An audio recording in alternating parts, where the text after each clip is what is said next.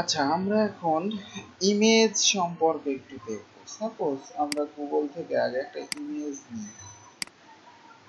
Suppose but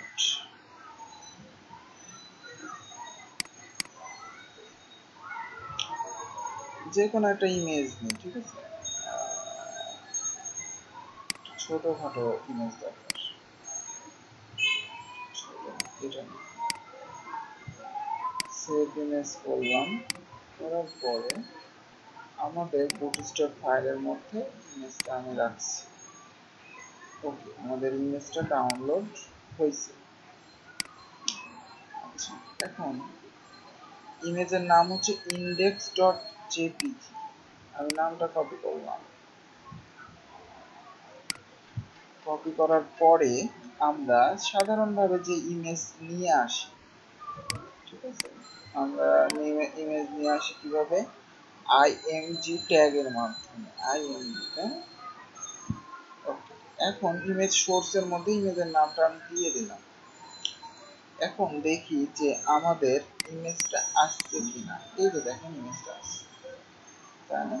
এখন control shift M যদি দিই, আমরা ছোট স্ক্রিনে যাই, দেখবেন যে ইমেজটা সাপোজ এই ইমেজটা হয়তো প্রবলেম নাই, কারণ ছোট ইমেজ নিয়েছি। তো দেখবেন যে ইমেজটা রেসপন্সিভ হচ্ছে না, মানে কেটে যাচ্ছে ইমেজটা, বড় একটা ইমেজ নেই, ঠিক আছে?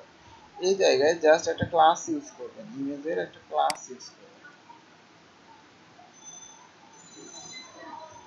ক্লাসের নাম দিবেন ইমেজ রেসপন্সিভ, আইএমজি।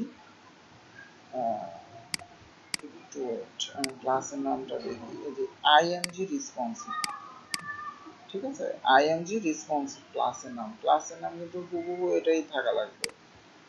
এটা দিয়ে দিবেন, আপন মনে ইমেজটা রেসপন্সিভ হয়ে যাবে। কারণ এই ক্লাসের মধ্যে কি আছে, আমরা আসলে কি করা আছে আমাদের দেখেন।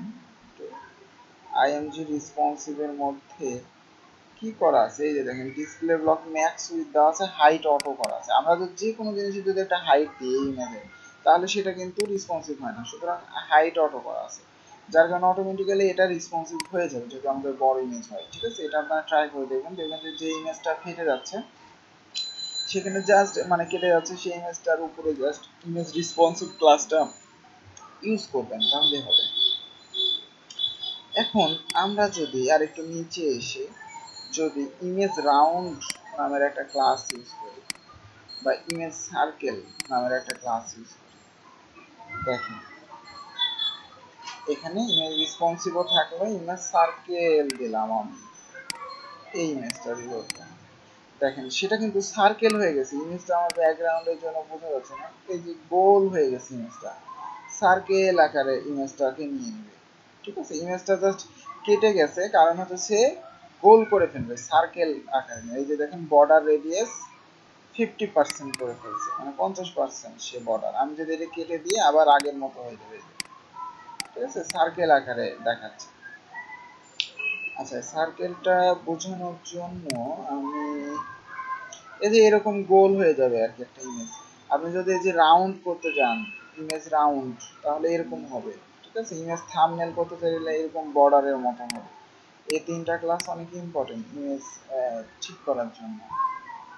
আপনি যদি এই জায়গায় থাম্বনেল ইউজ করেন,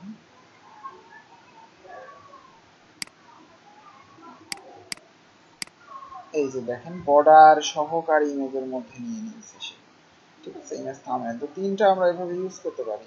আচ্ছা, তো আমরা নিচে আরেকটু আসি, একটা সুন্দর সিস্টেম আছে।